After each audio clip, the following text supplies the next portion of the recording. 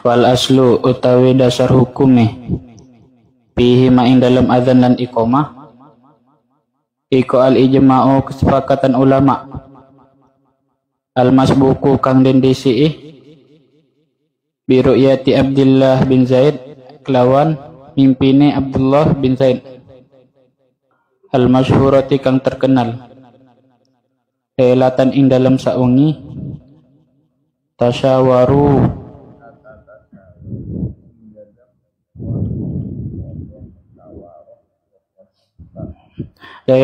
lailata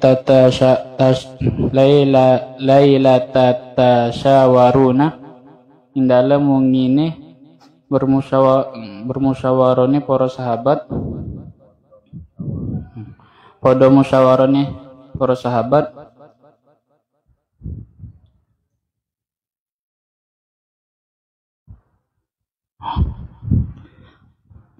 lailata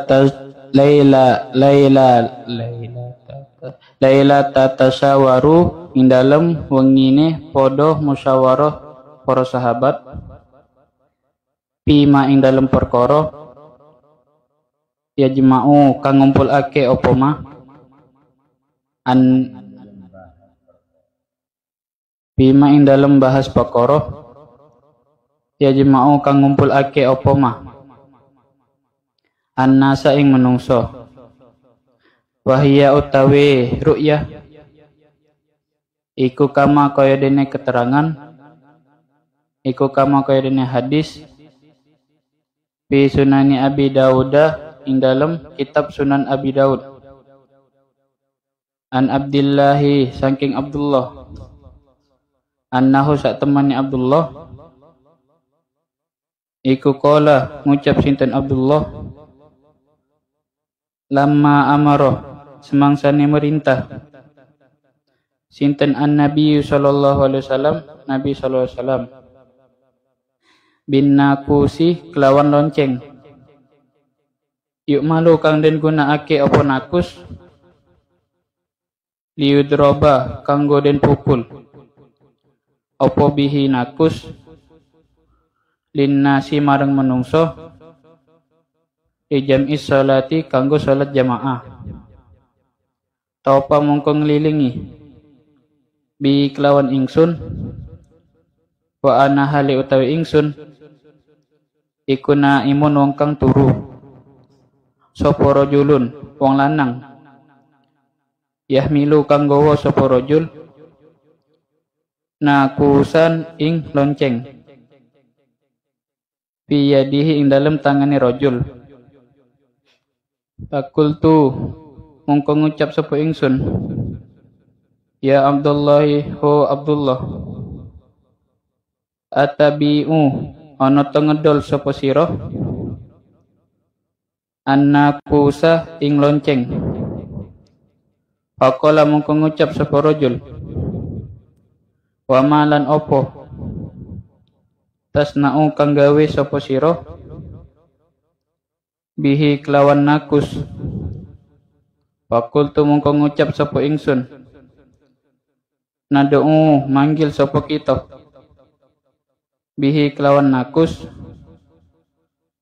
ila sholati marang salat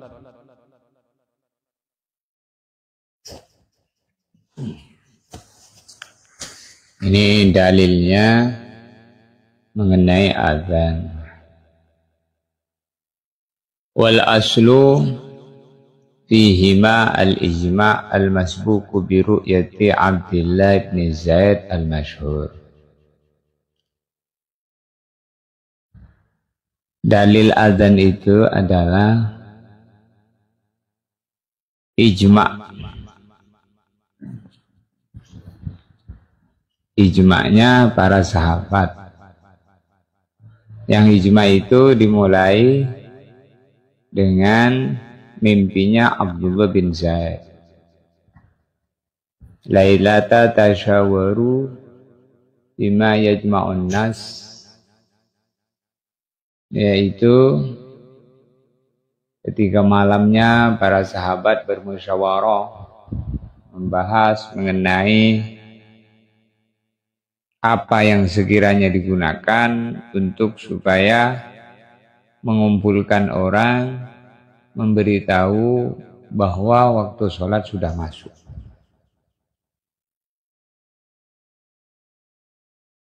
Ini pentingnya musyawarah. Ini musyawarah itu mendatangkan barokah. Ini pelajaran daripada azan ini adalah pentingnya musyawarah dalam memutuskan suatu keputusan yang diambil bersama.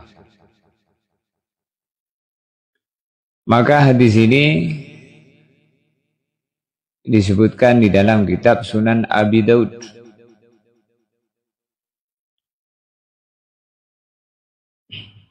Yaitu Abdullah bin Zaid ketika kemudian disuruh oleh Nabi untuk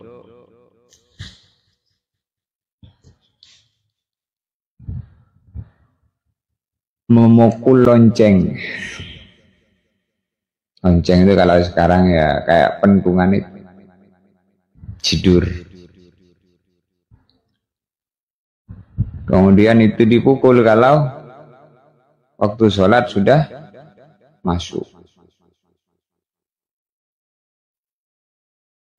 Maka Abdullah bin Zaid ini mimpi malamnya. Jadi keputusannya itu Abdullah bin Zaid ditugaskan oleh Nabi untuk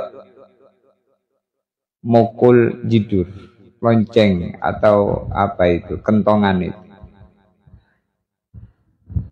Tapi belum diamalkan. Mereka bubar malamnya. Sahabat-sahabat yang musyawarah itu mimpi. Di antaranya Abdullah bin Zaid yang ditugaskan itu malamnya mimpi.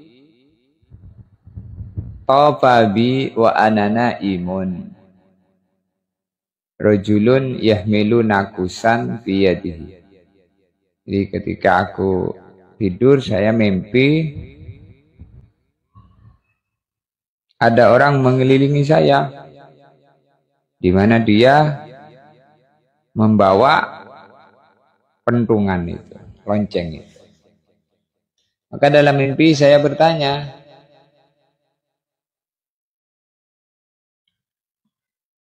ya Abdullah, atabi'un nakus. Wahai Abdullah yang mimpi tadi tanya kepada orang yang ada dalam mimpi itu. Di antara adab, kalau kita ini manggil orang nggak kenal namanya, kita manggilnya Abdullah. Orang Arab itu biasa seperti itu, memanggil nama orang yang tidak dikenalnya, maka dia memanggilnya dengan Abdullah. Kakak biar nanti ada.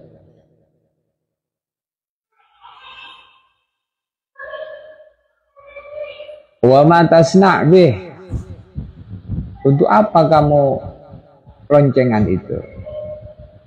Kamu bawa itu untuk apa? Ya, Abdullah bin Zaid ini tanya kepada laki-laki yang ada dalam mimpi itu, yang bawa pentungan itu. Maka laki-laki yang dalam mimpi itu tadi jawab, nad'u bihi ila sholat. Nad'u bihi ila sholat. Dengan ini saya akan manggil orang untuk supaya sholat berjamaah.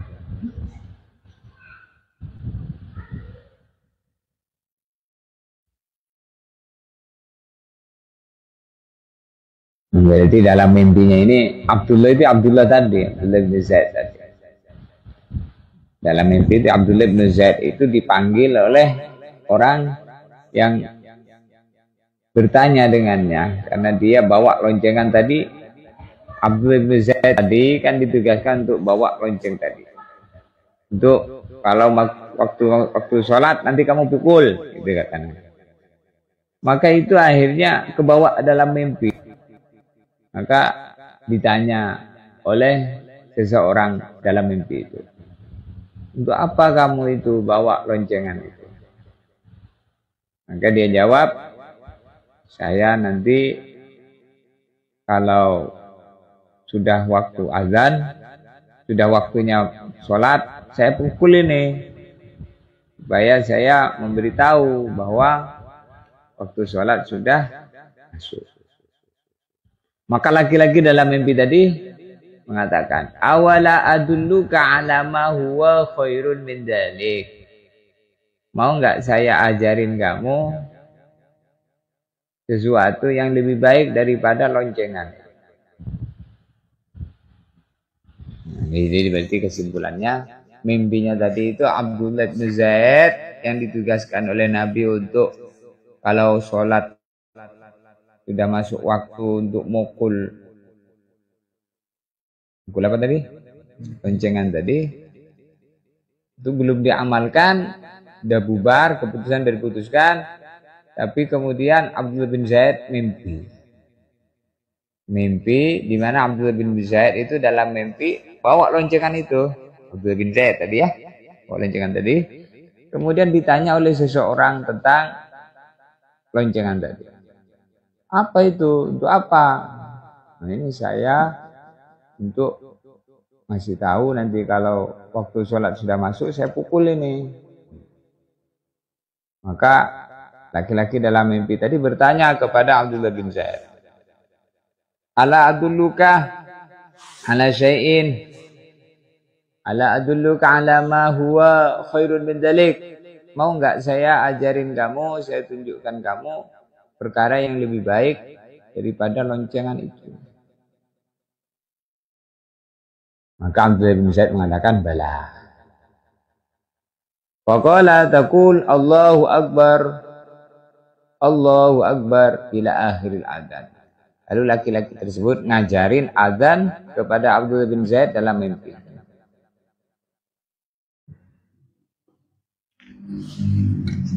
Jadi dalilnya adzan itu adalah mimpi. Apa? Mimpi. Menunjukkan bahwa mimpi itu kalau baik boleh amalkan, boleh diceritakan, boleh diamalkan. Kalau mimpi itu buruk, jangan diamalkan, jangan diceritakan. Mimpi itu ada dua, ada mimpi yang baik, ada mimpi yang buruk. Maka mimpi itu adalah juz'un minan nubuwah, bagian daripada kenabian dalam mimpi. Kalau orang mimpi baik, maka bisa diceritakan, bahkan mimpi baik itu bisa diamalkan. Di mimpi azan tadi, kemudian Abdullah bin Zaid ini cerita sama Nabi ketika bangun, ya Rasulullah, saya itu mimpi diajarin azan, diajarin kalimat-kalimat ini, katanya untuk kalau waktu sholat masuk pakai kalimat-kalimat ini. Apa itu? Tanya. Allahu Akbar. Kalimat adzan tadi dibacakan oleh Abdullah bin Zaid yang diajarkan dalam mimpi oleh laki-laki dalam mimpi. Summa istakhar anni ghaira ba'idin, summa qala. Kemudian mundur sedikit, maksudnya setelah selesai mengajarkan azan, maka kemudian laki-laki tersebut mengulanginya dengan mengajarkan iqamah. Fataqul idza qumta ila shalah, kamu ucapkan nanti kalau sudah mau mendirikan salat, Allahu Akbar ila akhiril iqamah. Diajarin azan, diajarin iqamat dalam mimpi. Falamma asbahtu ataitun Nabi sallallahu alaihi wasallam fa akhbartuhu bima ra'aitu. Ketika waktu pagi bangun tidur, kami bercerita kepada Nabi tentang mimpiku. Faqala, lalu Nabi mengatakan, innaha la ru'ya hakun insyaallah. Sungguh mimpi itu mimpi yang hak insyaallah. ma'a Bilal fa'alqi alaihi ma ra'aita falyu'adzin bih. Sekarang kamu bangkit, pergi kepada Bilal, ajarin itu Bilal supaya dia mengumandangkan azan. Fa innahu anda sautan minka, karena Bilal itu suaranya lebih lantang daripada kamu.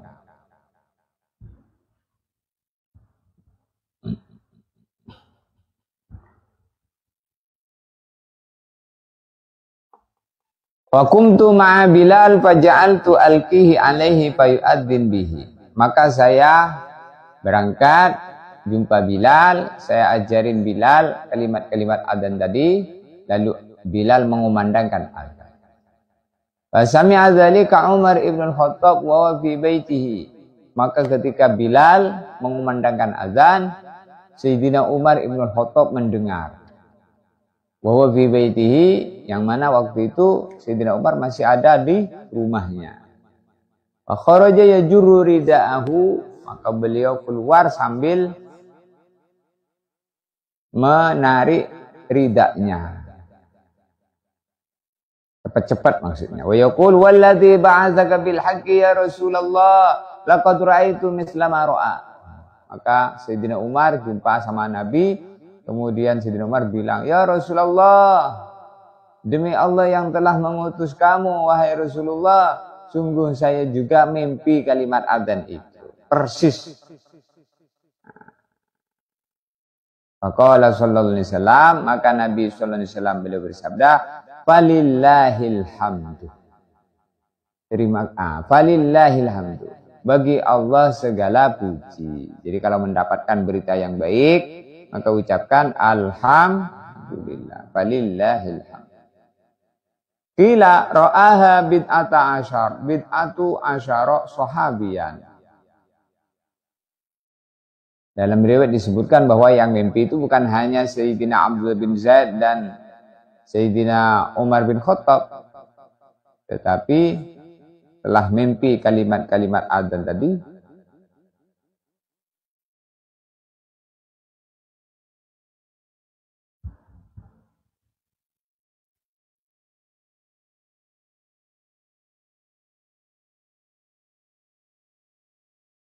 Kurang lebih belasan sahabat.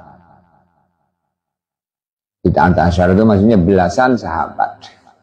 11, 12, 13, belasan sahabat, jumlah sahabat yang mimpi tentang adzan dan iqamah.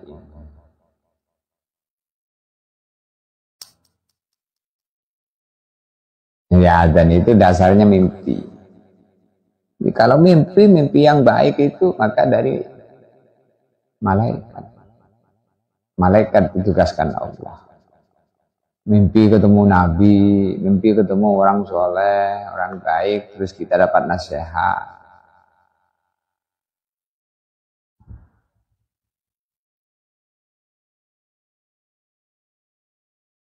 Maka kemudian ditetapkanlah azan itu untuk mengumandangkan masuknya waktu sholat.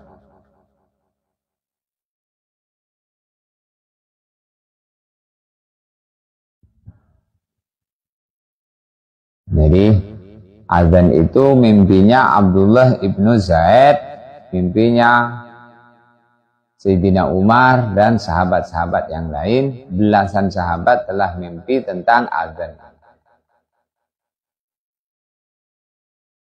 Ini barokahnya musyawarah.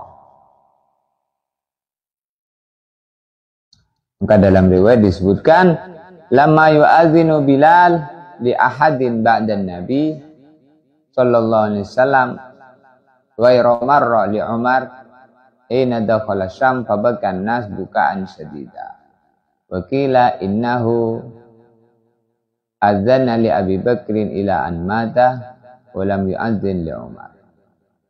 Maka petugas muadzin itu sejak Nabi menyuruh Bilal, maka terus Bilal yang bagian azan sampai Nabi wafat. Setelah Nabi wafat, maka Bilal tidak mengumandangkan azan lagi. Sekalipun tidak pernah lagi Bilal mengumandangkan adzan selepas Nabi wafat.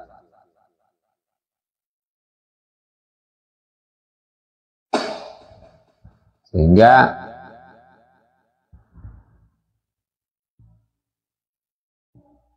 dilanjutkan masa Sayyidina Abu Bakar. Ila innahu adzana li Abi Bakrin ila Ammar. Sayyidina Bilal itu muadzin zaman Nabi, dilanjutkan zaman Khalifah Abu Bakar. Walam yu'adzin li Umar, dan Sayyidina Bilal tidak mengumandangkan adzan lagi ketika Khalifah Umar.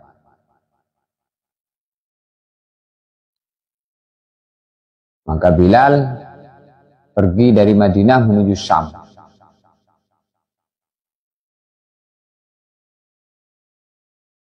Ketika di Syam, Bilal ini mimpi ketemu Nabi Bilal.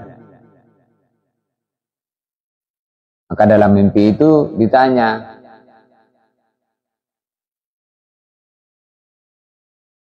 kenapa kamu tidak pernah menziarahi aku? Maka mimpi tadi menjadi berat bagi Sayyidina Bilal untuk tidak cepat-cepat berangkat ke Madinah ziarah kubur Nabi. Beliau berangkat dari Syam menuju Madinah sambil menangis karena rindu dengan Kanjeng Nabi Muhammad. Summa istaha alaihil Hasan wal Husain ayyasma'a adzanahu. Setelah sampai di Madinah, maka Sayyidina Hasan dan Sayyidina Husain pengen sekali untuk Sayyidina Bilal ini mengumandangkan azan.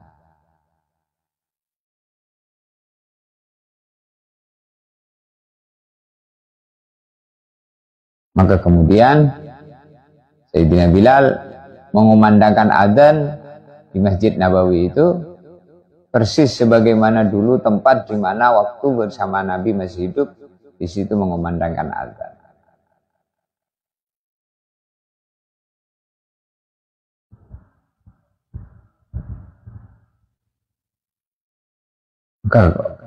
Ketika Sayyidina Bilal mengumandangkan azan,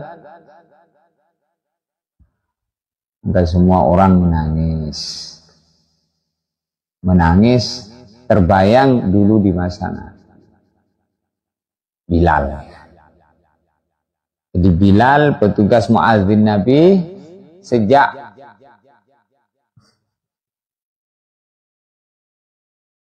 pertama kali adzan disyariatkan.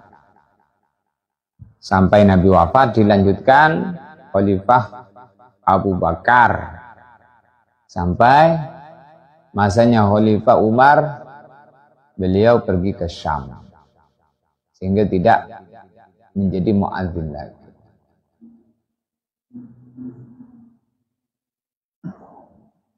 Azan ini bagian daripada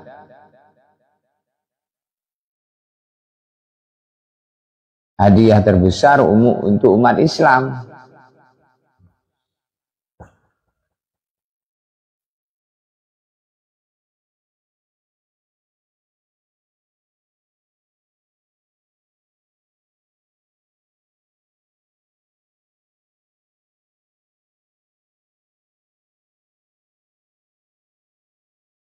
Warwiya annahu lam yu'adzin li ahad ba'dan nabi illa hadhil marrah. Diriwayatkan juga bahwa setelah Nabi wafat, Sayyidina Bilal nggak pernah adzan, melainkan hanya sekali di waktu diminta oleh Sayyidina Hasan dan Husain. Berarti menunjukkan bahwa Sayyidina Bilal ini jadi muadzin sampai Rasulullah saja. Terjadi khilaf. Jadi mengatakan bahwa Sayyidina Bilal ini jadi muadzin sampai Khalifah Abu Bakar. Ada yang mengatakan bahwa Sayyidina Bilal ini setelah Nabi wafat nggak pernah azan, melainkan ketika diminta oleh Sayyidina Hasan dan Husain tadi.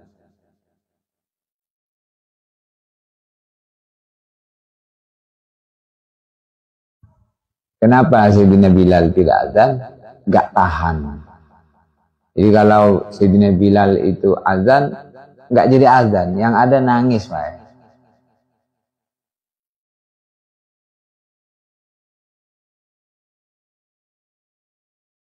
Jadi kalau orang itu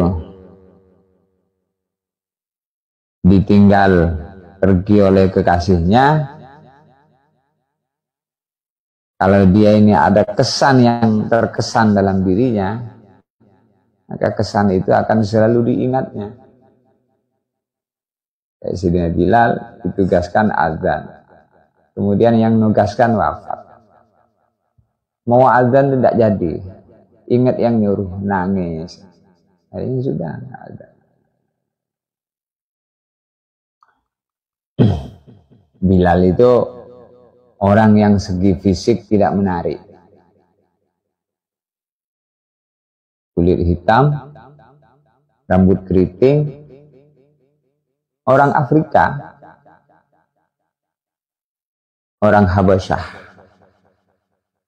orang berkulit hitam. Tapi hatinya hati yang putih. Nah, ketika beliau menjelang wafat, maka beliau menangis.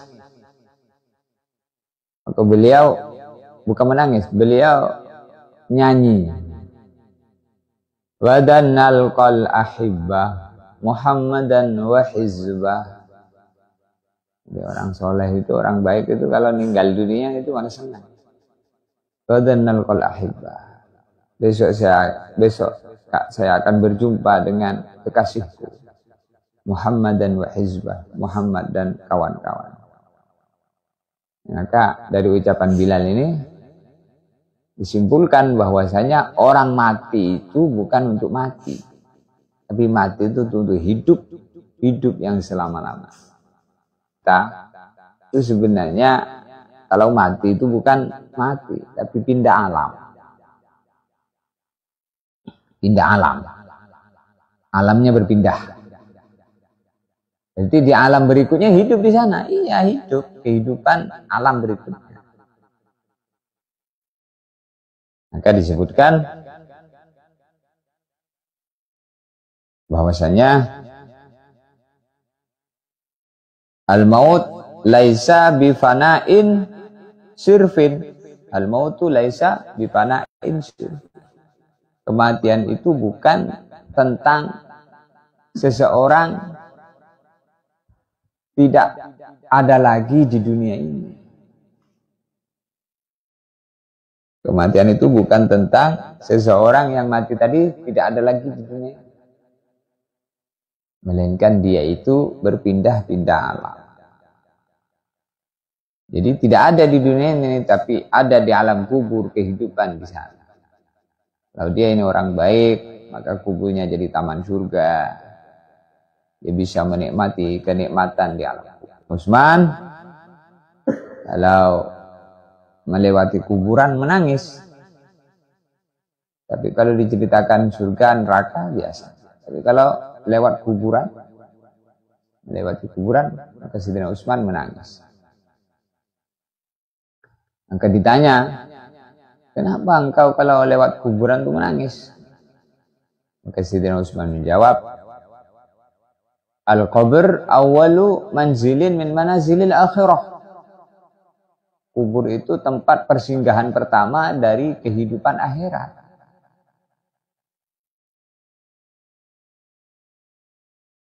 Kalau orang itu selamat di kubur, maka selamat di alam berikutnya. Kalau enggak selamat di kubur, maka tidak selamat di alam berikutnya.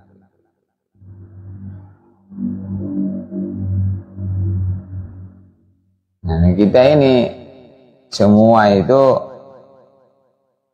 camat, calon mati. Ada Pak Camat, Bapak calon mati. Ada Bu Camat, Ibu calon mati.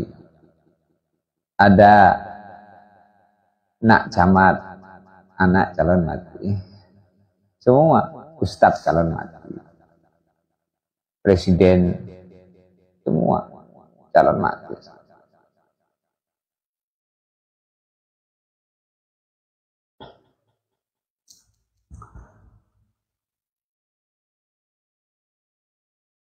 Wa qad yusannu lan terkadangan dan sunnahake apa al adzanu adzan li ghairi shalah kanggo saliyane salat.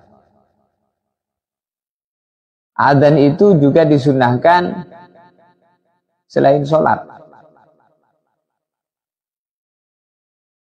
Adzan itu disunahkan untuk salat fardu.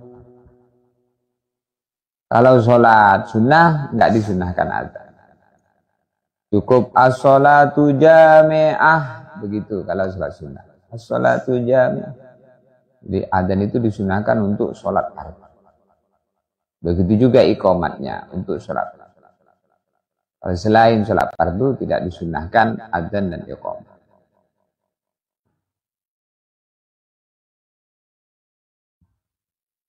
Ayo, siapa yang baca?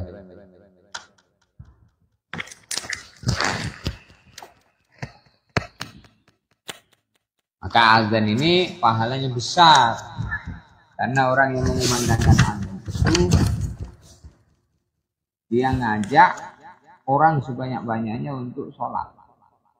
Maka seluruh orang yang sholat dengan sebab azan dia, maka si muadzin dapat pahala sholatnya orang yang sholat sebab azan dia.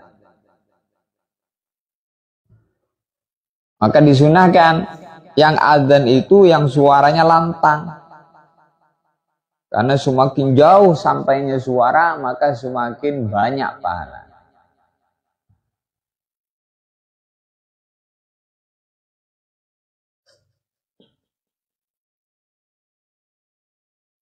Ya, adzan itu panggilan Allah melalui lisan para muadzin. Sehingga kalau orang itu enggak gubris dengan azan, maka di antara asbab orang itu mati su'ul khotimah adalah tidak jawab azan. Jika azan berkumandang dia tidak jawab.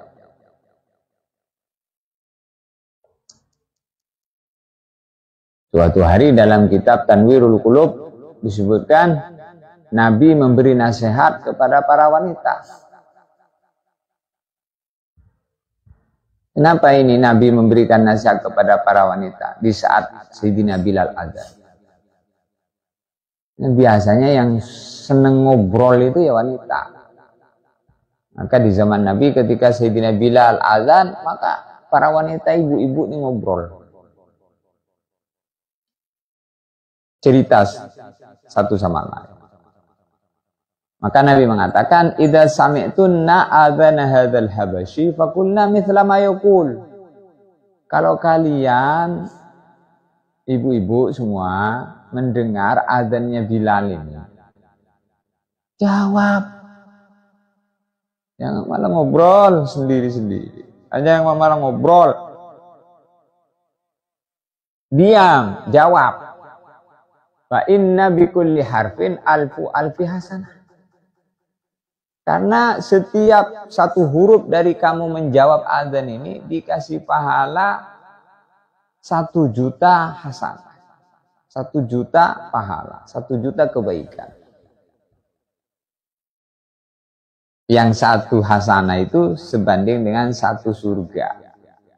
1 hasanah itu kata guru saya almarhum Zairon sebanding dengan 1 surga. 1 hasanah. Kalau jawab adzan 1 hurufnya dikasih pahala alfi hasanah.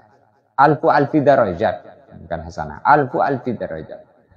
1 juta derajat. Alfi itu 1 juta. 1000 kali. 1 juta derajat. Derajat tingkatan di surga. Maka Sayyidina Umar yang ada di dekat Nabi mendengar Nabi ngomong seperti itu, Sayyidina Umar tanya, "Ya Rasulullah tilkalin nisa, fama lirijal?" Ya Rasulullah, itu jawab azan 1 hurufnya dikasih pahala 1 juta derajat. Kalau yang jawab ibu-ibu, kaum wanita. Fama lirijal. Lalu seberapa kalau yang menjawab itu kaum laki-laki?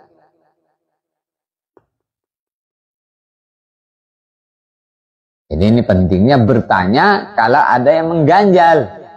Nabi kan ngomongin para wanita. Idza sami'tuna adana hadzal habasyi faqulna mithla ma yaqul fa inna bi kulli harfin alfi hasa alfi darajat. Kalau kamu mendengar adzannya Bilal, kamu jawab, karena setiap kamu menjawab adzan itu satu hurufnya dikasih pahala 1 juta derajat. Maka Sayyidina Umar tanya, oh, ini yang jawab kalau perempuan, gimana kalau laki-laki? Ini Sayyidina Umar itu orang cerdas. Ada perkara yang ganjal dikit nanya, nggak mau malu bertanya. Maunya bertanya, nggak usah malu. Maka ketika Sayyidina Umar tanya, ya Rasulullah tilkalin nisa. Wahai Rasulullah, itu jawab adzan satu hurufnya pahalanya 1 juta derajat. Lin nisa, bagi para wanita. Famali rijal. Seberapa kalau untuk laki-laki? Maka Nabi menjawab, di'fani ya Umar. 2 kali lipatnya wahai Umar. Jadi kalau yang jawab laki-laki itu 2 juta derajat. Maka kata Maulana Ubaidillah, kata guru kita, setiap amal yang ada nilai di sisi Allah, itu tidak semua orang mampu mengerjakan. Butuh perjuangan. Buktinya adzan ini, coba tengok. Kalau ada adzan berkumandang. Banyak orang nggak jawab. Pahalanya besar. Bangun malam tahajud. Banyak orang bangkong. Pahalanya besar. Zikir pagi petang. Zikir pagi petang. Di subuh. Subhanallah. Walhamdulillah. Wa la ilaha illallah. Allahu Akbar. 100 kali. Salawat 100 kali. Istighfar 100 kali. Enggak semua orang bisa. Berat. Jangankan sampai 100 kali itu banyak. 2 kalimat saja kata Nabi. Kalimatani khafifatani 'ala lisan, sakilatani fil mizan, habibatani ila rahman. Subhanallah wa bihamdihi subhanallah fil ard. 2 kalimat ringan di mulut, memberatkan timbangan amal. Yang mengucapkan 2 kalimat itu dicintai Allah. 2 kalimat itu subhanallah bihamdihi subhanallah. Itu kamu tengok dirimu sendiri hari ini itu sudah zikir berapa kali itu? Subhanallah bihamdihi subhanallah. Ya, kalau kita itu kurang zikir-zikir seperti itu menunjukkan bahwa kita itu rendah harganya di sisi Allah itu rendah, sehingga untuk mengucapkan perkara yang menyebabkan dirinya itu naik derajatnya itu berat. Maka kata Imam Ibn Athaillah, man arada ayya'rifa manzilatahu indallah falya'lam manzilatallah fi qalbi. Kalau orang pengen tahu derajatnya di sisi Allah, mudah. Tinggal sikap hatinya gimana dengan perintah-perintah Allah itu.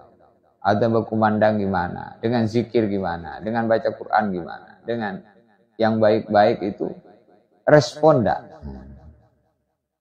Respon enggak? Semangat enggak?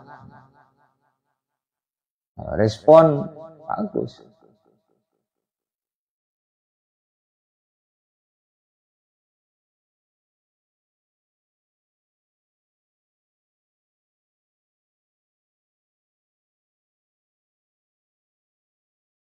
Kemudian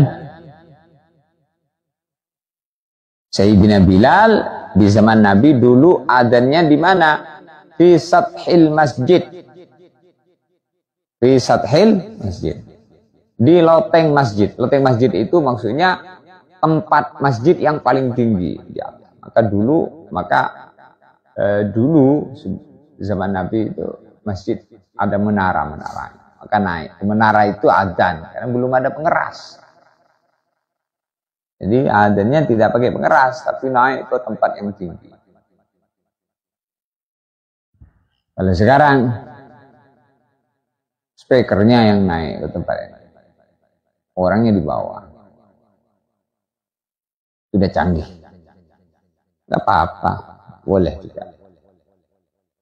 Maka jangan terganggu dengan suara azan, suara zikir, suara ngaji. Karena yang terganggu dengan suara azan, suara ngaji, suara zikir adalah setan. Siapa yang terganggu dengan suara azan, suara ngaji, suara zikir, maka dia itu setan. Ada orang terganggu dengan azan, katanya jangan dikeras-kerasin, azan ganggu orang sholat. Kamu terganggu dengan suara azan, berarti kamu tidak terganggu dengan suara organ tunggal. Nah, organ tunggal ikut joget dia. Wah, gedebang, gedebung, gedebang, gedebung. Giliran suara azan terganggu. Maka yang teriak-teriak ketika azan adalah anjing. Kenapa anjing kalau mendengar azan pasti bersuara? Karena dia melihat setan. Maka dalam riwayat disebutkan ayam jago berbunyi itu melihat malaikat. Maka kalau kita mendengar bunyi ayam, suruh minta rahmat.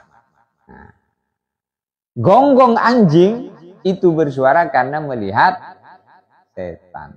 Nah, itu ada hadisnya, itu bukan ngawur itu. Jadi kita itu kalau ada azan berkumandang jangan terus merasa terganggu. Maka kalau azan berkumandang, dalam video disebutkan setan lari wisi wa alaihi duratun kaduratil imam. Setan itu sambil terkentut-kentut seperti kentutnya keledai. Nah, cuman kau tuh tidak dengar. Maka orang yang ketika azan berkumandang, dia tidak tergerak hatinya untuk berangkat ke masjid, ini dalam kondisi terpuruk. Hatinya itu terpuruk. Maka kita tengok diri kita. Kalau ada azan berkumandang itu tergerak nggak hati kita untuk berangkat ke masjid? Kalau kita ini tergerak untuk berangkat ke masjid, maka kita berdoa. Allahumma ij'al fi qalbi nura, wa fi sam'i nura, wa fi basari nura, wa fi aini nura, amami nura, khalfi nura, min fawqi nura, min tahti nura, wa an yamini nura, wa an shimali nura, waj'al wa'tini nura, waj'alni nura. Itu doa berangkat ke masjid. Ya Allah, jadikanlah cahaya di hatiku, cahaya di mulutku, cahaya di mataku, cahaya di telingaku, cahaya samping kananku, samping kiriku, atasku, bawahku. Apa bunyi? Supaya dijadikan cahaya yang mengalir, menyinari. Cahaya di mata. Ini mata ini kalau nggak ada cahaya, gelap kita ini melihat kebaikan orang. Melihat kebaikan orang itu gelap. Yang ada keburukan orang. Tapi kalau melihat kebaikan dirinya, wow. Keburukan dirinya tidak kelihatan. Mestinya kalau orang itu matanya punya cahaya, melihat kebaikan orang. Melihat keburukan dirinya. Sehingga selalu baik dengan orang, dan dengan dirinya selalu banyak istighfar.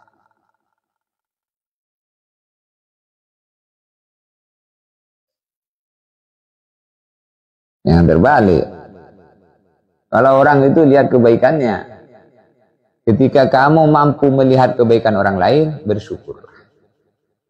Karena kebaikanmu dijaga oleh Allah. Tapi kalau kamu tidak mampu melihat kebaikan orang lain, hanya melihat keburukan orang lain, maka kebaikan dirimu habis. Diberikan kepada orang lain yang kamu lihat buruk itu. Jadi melihat keburukan orang itu nyedot kebaikan kita. melihat kebaikan orang, terjagalah kebaikan. Catat itu dengan tinta emas. Itu nasihat yang baik. Kalau orang itu melihat keburukan orang, kebaikan dirinya habis. Nah, orang melihat keburukan orang, sebabnya karena matanya tidak ada cahaya. Matanya tidak ada cahaya.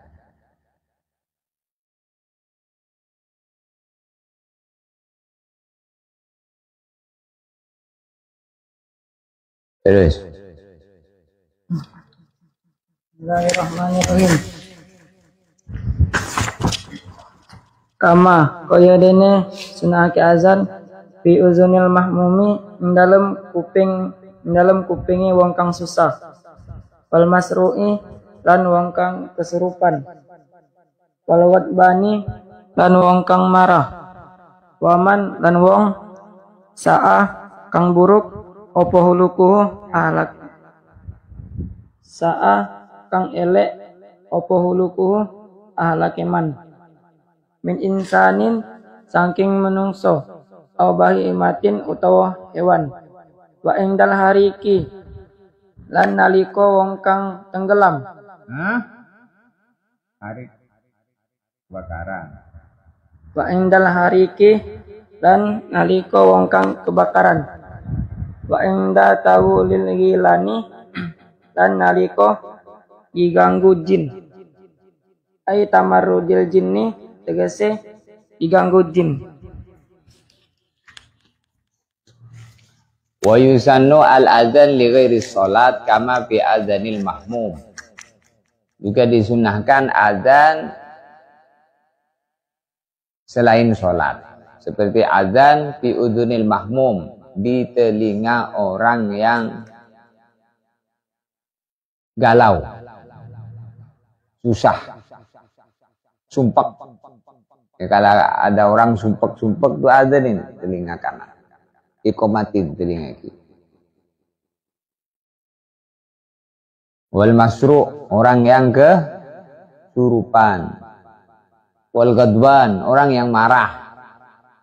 Kalau ada orang marah, pegang kepalanya. Adanin telinga kanan, ikomatin. Wa man sa'a hulukuhu min insanin aw bahimah. Orang yang buruk akhlaknya. Yang buruk akhlaknya, manusia ataupun hewan. Ada hewan loncat-loncat sana, nakal, maka adanin telinga. Kalau ada manusia nakal, adanin telinga kanan, ikomatin telinga kiri. Inda tagawulil gailan tamarrudil jin, ketika terganggu oleh jin. Kejinan, ada orang kejinan, adanin. Nanti setannya, jinnya yang ganggu itu lari. Orang marah. Orang marah itu ada setannya, maka adzannya.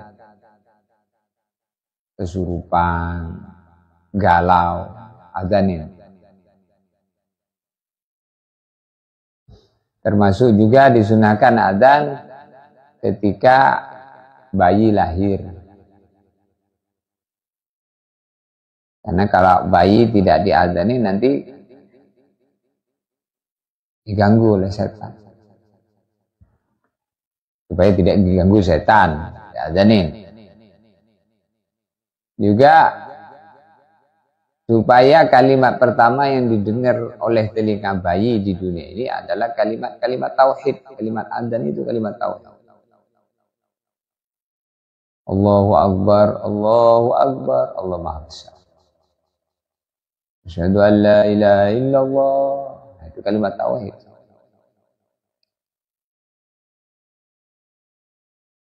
Maka yang bagus kapan? Nunggu dimandiin apa sebelum? Langsung pas keluar, belum dimandiin sudah langsung azan. Nanti kalau nunggu dimandiin baru diazanin, keburu duluan setan yang megang. Makanya bayi itu suka nangis kalau pegang setan. Kalau kita tangkap, langsung kita terima dari bidan tadi. langsung kita adzan, maka tenang gitu. Termasuk dalam riwayat disunahkan adzan ketika orang mau safar jauh, mungkin mau ke Mekah, maka sebelum berangkat adzan dan iqamah, adzan dulu baru sunnah. Di antara sunnah mengumandangkan adzan.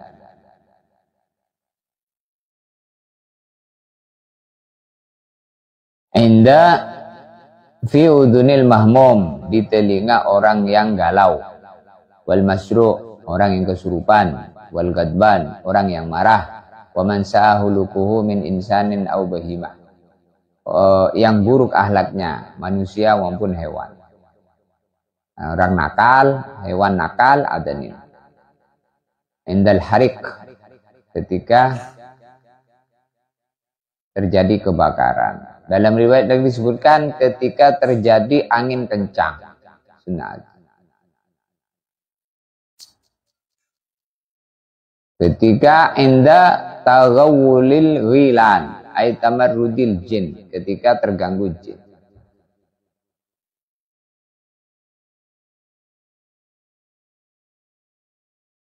Kenapa? Ay taghawulil ghilan ay tasawwuru maradatil jin wasyayad bisurah mukhtalifah, ketika nampak jin. Taghawulil ghilan ini ketika ada jin yang mengganggu atau nampak jin.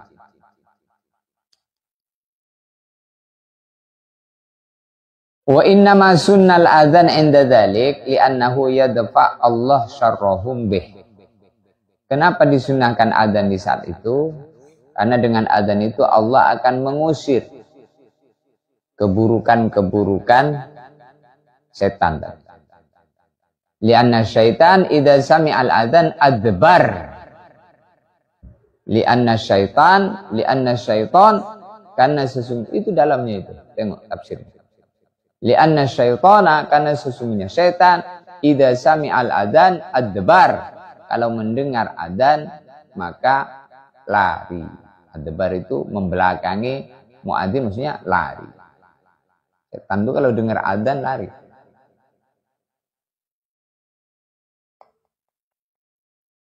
Nah, ini rahasia di balik azan.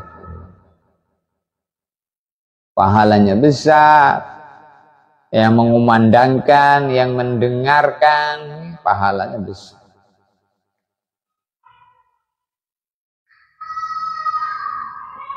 Kemudian terjadi orang kalau ngubur mayit diadzanin. Itu gimana Pak Ustadz? Kalau ada mayit ketika dikubur, sebelum ditimbun tanah, dipasang papan, sebelum diturunin tanahnya diadzan.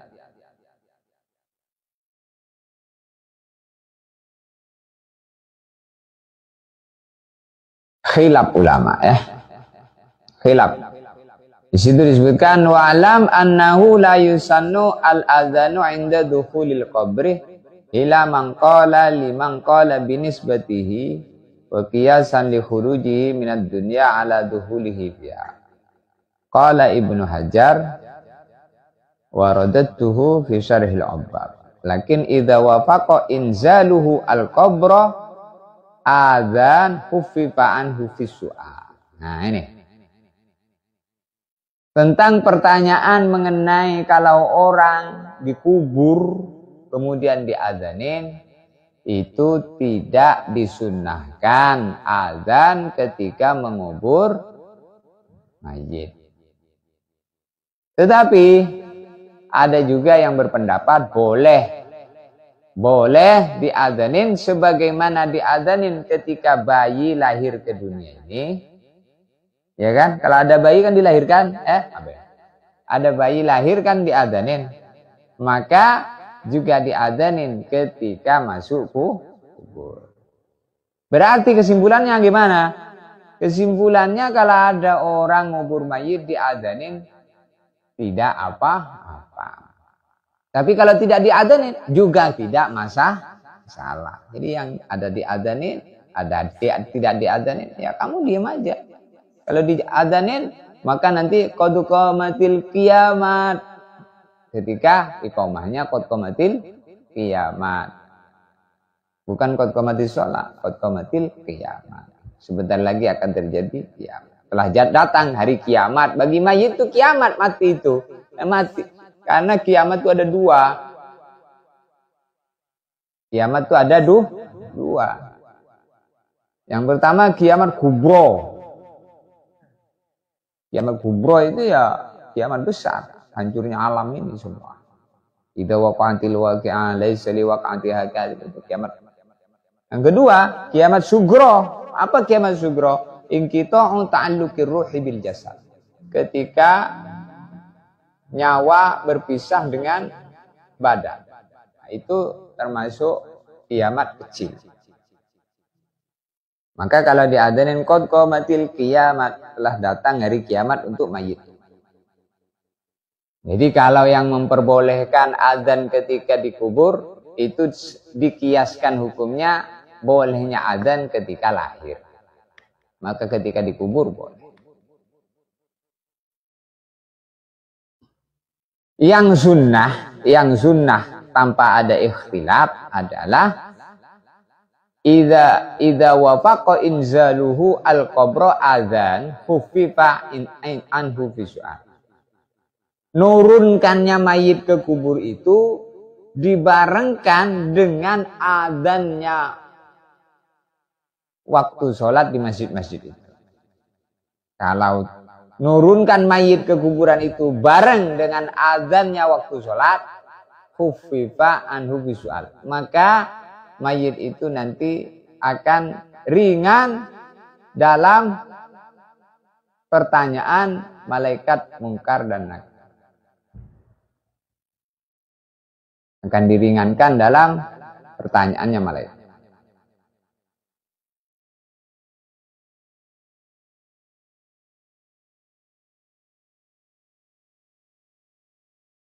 Walam annahu la yusannu al-adzan inda dukhulil qabri, tidak disunahkan mengumandangkan adzan ketika mengubur mayit.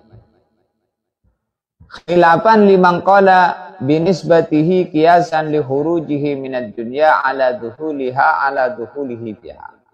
Berbeda dengan ulama yang lain yang berpendapat bahwa tetap disunahkan karena disamakan dengan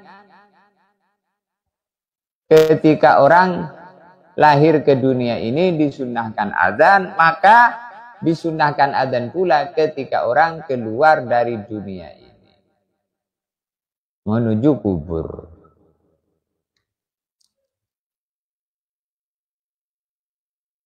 Lakin idza wafaqa inzaluhu al-qabra adzana hufifa anhu bisu'al. Akan tetapi bila menurunkan mayit ke dalam kubur itu dibarengkan dengan kumandangnya azan di masjid-masjid, maka itu akan mayit itu diringankan di dalam menjawab pertanyaannya malaikat mungkar dan malaikat nakir. Jadi di kubur itu akan ada pertanyaan nanti. Malaikat mungkar dan malaikat nakir itu tugasnya bertanya di alam kubur. Marrabbuka, siapa Tuhan kamu? Allahu Rabbi. Allahu Rabbi, Allah Tuhan. Bisa jawab kalau dia ini di dunia ini mengenal Allah, ibadah sama Allah, bisa jawab. Kalau enggak bisa jawab, maka nanti akan dipukul. Maka orang-orang yang beriman bisa jawab. Orang-orang kafir tidak bisa jawab. Kalau orang tidak bisa jawab, maka dipukul. Dalam riwayat dikatakan bahwa malaikat mungkar dan malaikat nakir itu punya alat pukul. Seperti alat pukulnya hansip itu. Nah.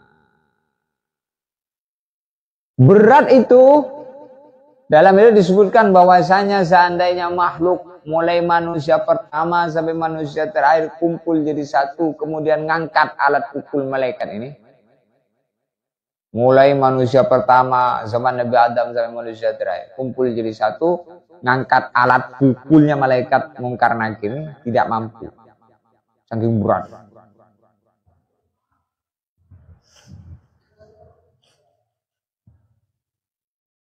Bagaimana kita bisa membayangkan sakitnya kayak apa itu kalau yang kecil kayak gini ini sendiri terus dipukul oleh yang besar tadi.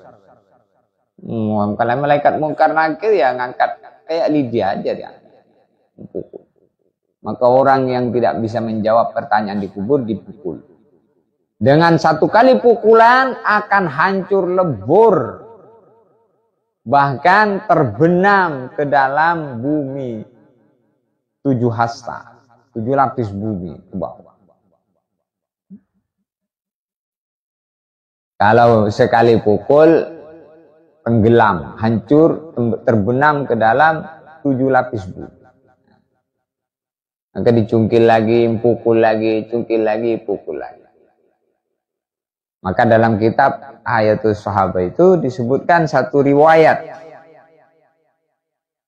Seorang sahabat telah melewati kuburan tanah Badar. Kuburan apa? Kuburan tanah di Badar. Jadi di Badar sana tempat terjadinya perang Badar. Dikubur kuburan-kuburan. Di antara kuburan yang dikubur di situ adalah Abu Jahal. Siapa? Abu Jahal. Abu Jahal itu siapa? Orang kafir Quraisy yang nentang Nabi. Abu Jahal. Abu Jahal itu bukan paman Nabi. Yang paman Nabi itu Abu Lahab. Kalau Abu Jahal itu bukan paman Nabi. Dia, kalau orang memanggil dia paman, dia istilah karena dekat dengan keluarganya Nabi. Maka dipanggil paman. Seperti orang Palembang, kalau tetangganya itu manggil om. Apa om kamu? Bukan. Kok manggil om? Ya, om. Manggil om. Om. Kalau masih muda, om. Kalau sudah tua, ompong.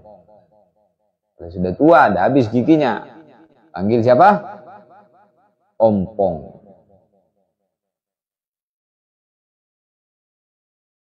Maka ada seorang sahabat melewati kuburan di Badar itu.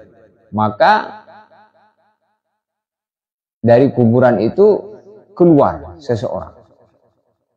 Dalam keadaan tangannya diikat ke lehernya pakai rantai. Gini.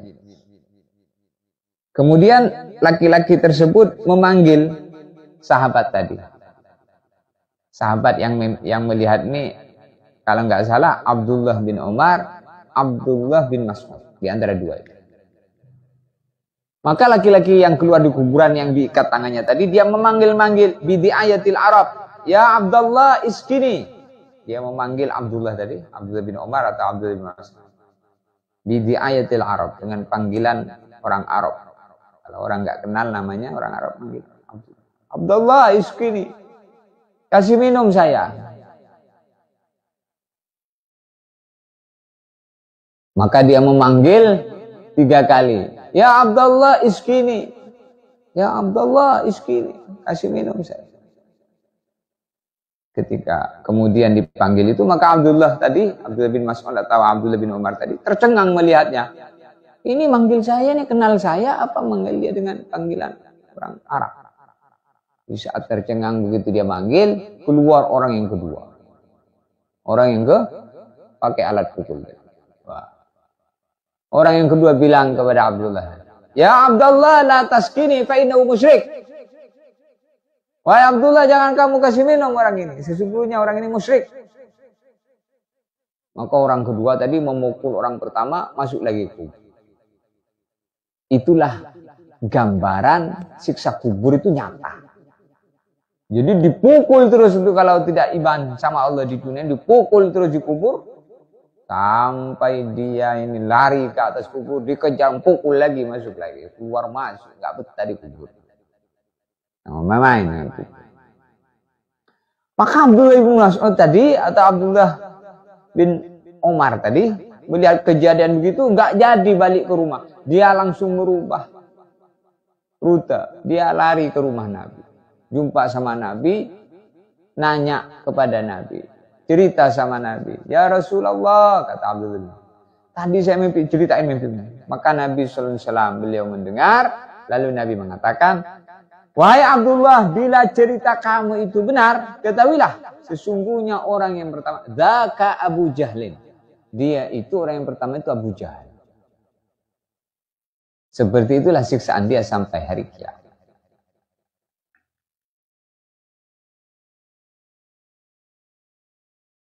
Nah ini kita harus tahu ini seperti ini. Kita nggak tahu nanti tidak iman dengan kubur bahaya. Termasuk perkara yang wajib kita imani adalah sesungguhnya kubur itu hak. Maka ketika orang itu dikubur, kalau nurunkannya dibarengkan dengan adzannya waktu sholat, maka di antara fadilahnya mayit itu akan mudah menjawab pertanyaan mungkar, malaikat mungkar.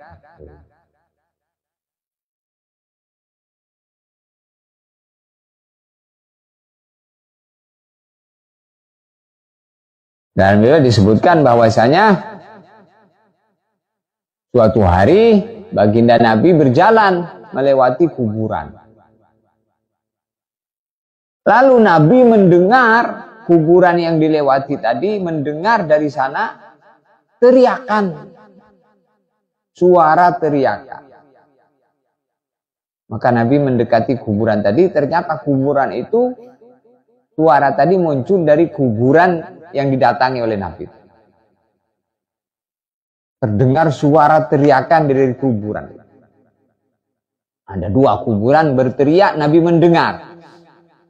Maka Nabi bersama sahabat yang menemani mendatangi dua kuburan. Kemudian Nabi SAW mengatakan kepada sahabatnya, Innahuma yu'adzabani. Sesungguhnya dua kuburan ini sedang disiksa. Maka dia berteriak.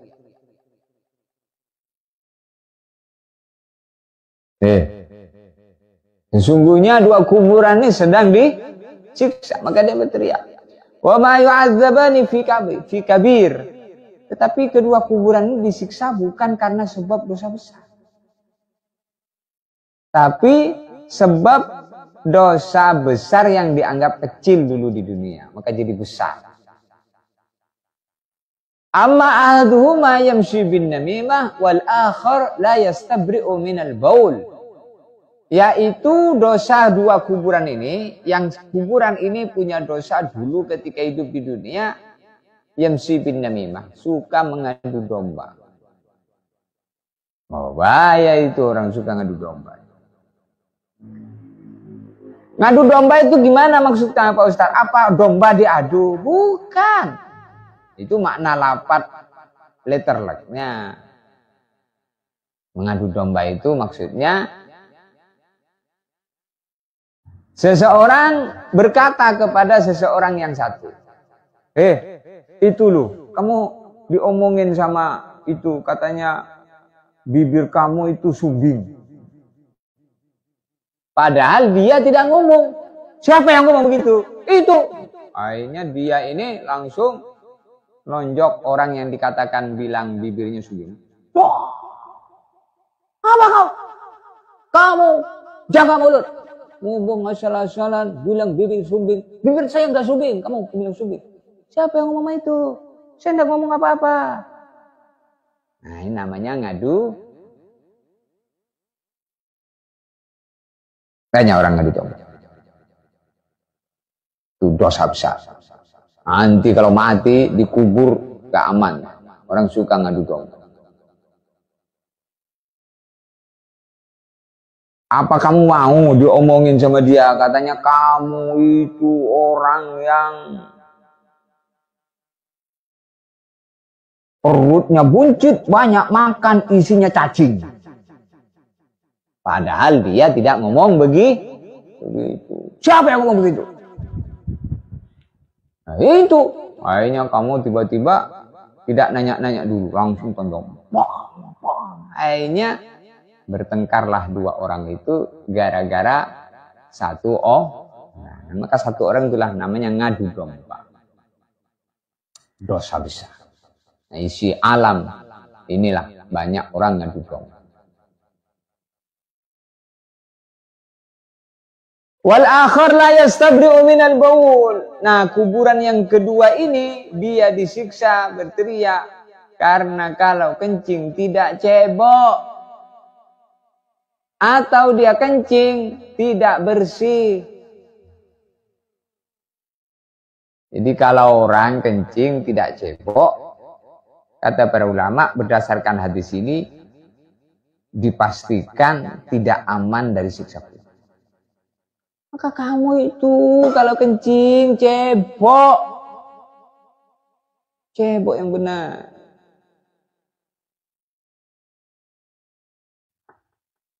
Enggak bersih cebok, enggak aman siksa kubur.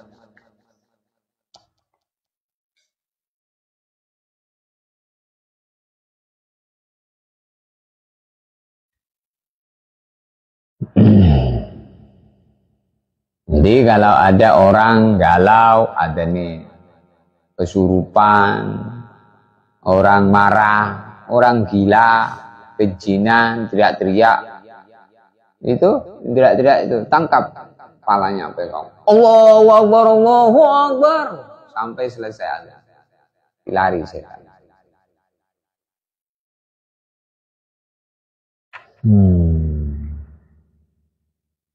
Itulah kehidupan. Maka kalau ada azan berkumandang, respon kita itu gimana? Langsung persiapan, apa masih main-main, apa masih nunda-nunda sholat? Itulah hargamu. Nah, masih main-main, masih nunda-nunda. Sudah azan ya? Itu iya. Lah azan lagi. Tapi ini duhur ya, panjang ini duhur, jam 2 juga duhur. Ini namanya orang tidak ada respon. Mestinya bahkan kalau orang itu sebelum adzan sudah persiapan, bukan ketika adzan baru persiapan, sebelum adzan sudah persiapan. Begitulah kehidupan para sahabat. Sebelum adzan sudah persiapan, sudah punya wudhu, sudah ada di masjid, sudah sholat tahiyatul masjid, sudah baca Quran, nunggu adzan, ketika adzan berkumandang, jawab adzan, kemudian dilanjutkan doa adzan, kemudian sholat qobliyah. Tuh.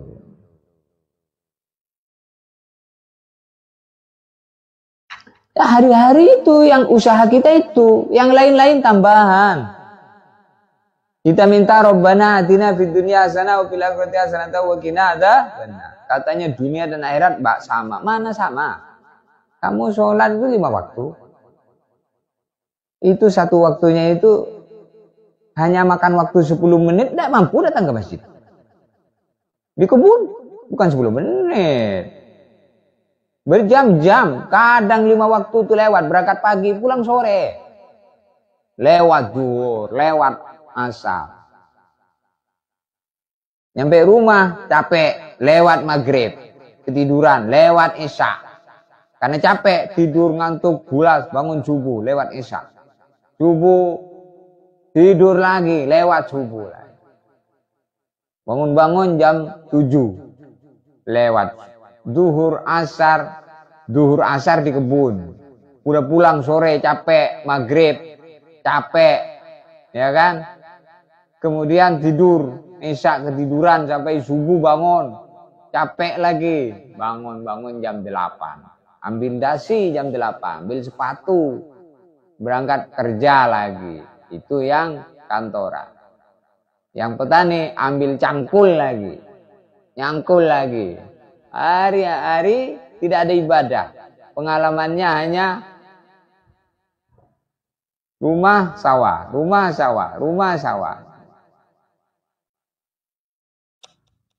Itu kalau orang tidak ingat Allah itu nanti akan berlarut-larut sampai dia ini dalam puncak menentang agama.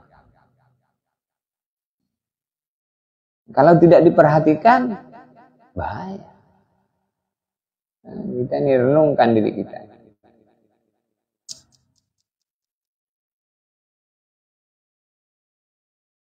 Wa huwa wal iqamat fi udhunail maulud wa khalfal musafir. Ini.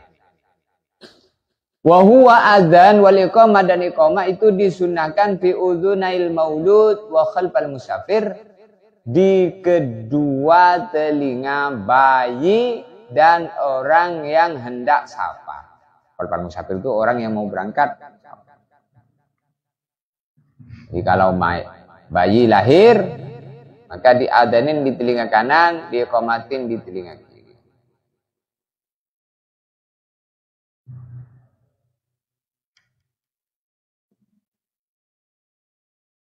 Begitu juga adzan dan iqamah disunahkan ketika orang hendak safar.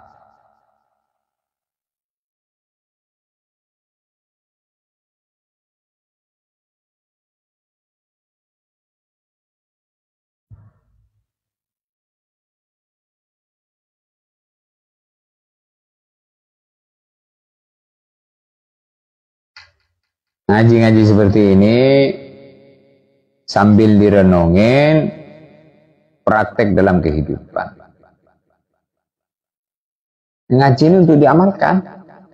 Kalau ngaji tapi tidak bisa merubah amal kita, kita banyak istighfar karena hati kita itu dalam kondisi yang kotor. Bagaimana usahain ngaji-ngaji itu semakin bertambah kepahamannya, semakin bertambah perbaikannya. Perbaikannya dalam apa? Dalam ibadah. Kecintaannya, kesenangannya, tambah seneng sholat, tambah seneng ngaji, seneng baca Quran, tambah kan tambah kepahaman. Ingat, bentar lagi saya ini akan mati. Tak lama saya ada di dunia. Saya sebentar lagi akan mati. Maka sudah waktunya saya ini sholat, dan semestinya sholat saya ini harus mutunya lebih tinggi lagi, bagaimana bisa berjamaah di masjid. Saya sudah umur 40 tahun kok masih sholat sendiri-sendiri. Rugi saya ini. Nah gitu berpikirnya. Sholatul rajul ma'al jama'ati khairun min sholatihi fi baitihi arba'ina sanah munfaridan. Sholatnya seseorang berjamaah sekali lebih baik daripada sholatnya seseorang 40 tahun di rumahnya sholat sendiri-sendiri.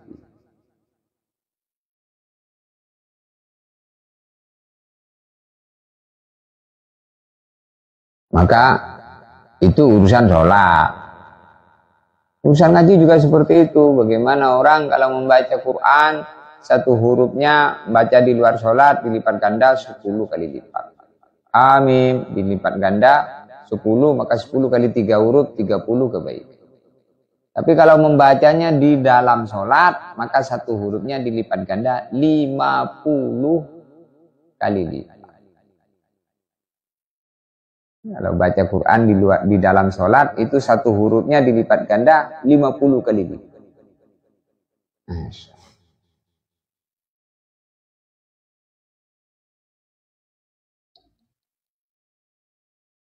Kalau orang zikir, maka satu hurufnya pahala. Orang berangkat ke tempat kebaikan, satu langkahnya pahala. Kamu makan, yang kamu makan jadi pahala. Bagaimana diniatkan ibadah. Kamu melihat, yang kamu lihat dapat pahala. Kamu mendengar, yang kamu dengar dapat pahala. Kamu ngomong, yang kau omong dapat pahala. Dapat pahala itu masih dapat ridho Allah. Jangan sampai dapat murka Allah. Dapat dosa. Rugi. Kita umur sudah pendek dibanding umat-umat terdahulu. Kita 60-70. Itu pun kalau nyampe. Umat terdahulu ratusan ribuan tahun.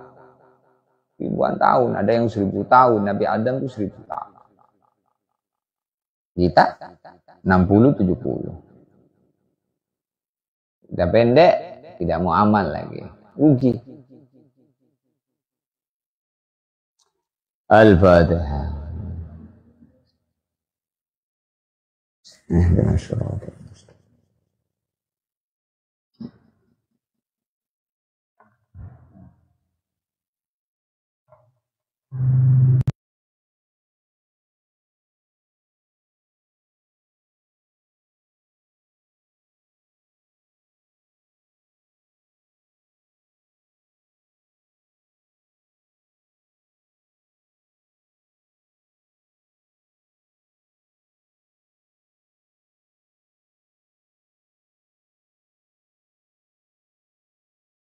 اللهم صل وسلم وبارك على سيدنا محمد وعلى آله وصحبه وسلم.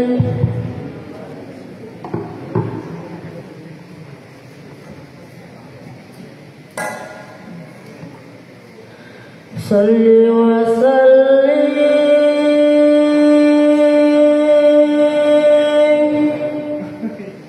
على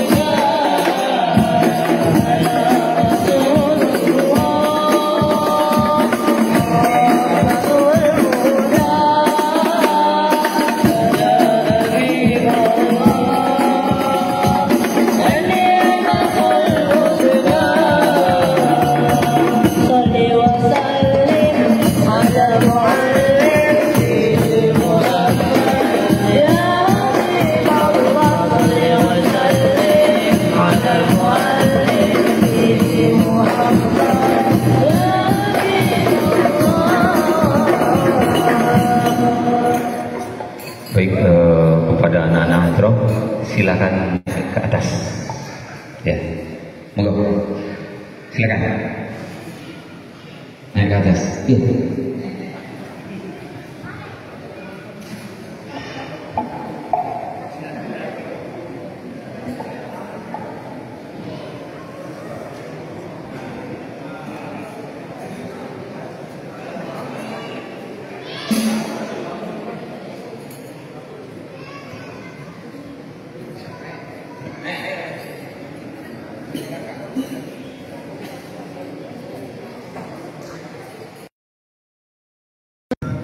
اللهم صل وسلم وبارك على سيدنا محمد وعلى آله وصحبه وسلم.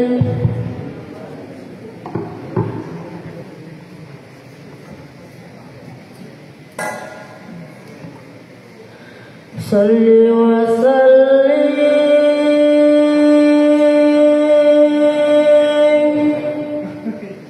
على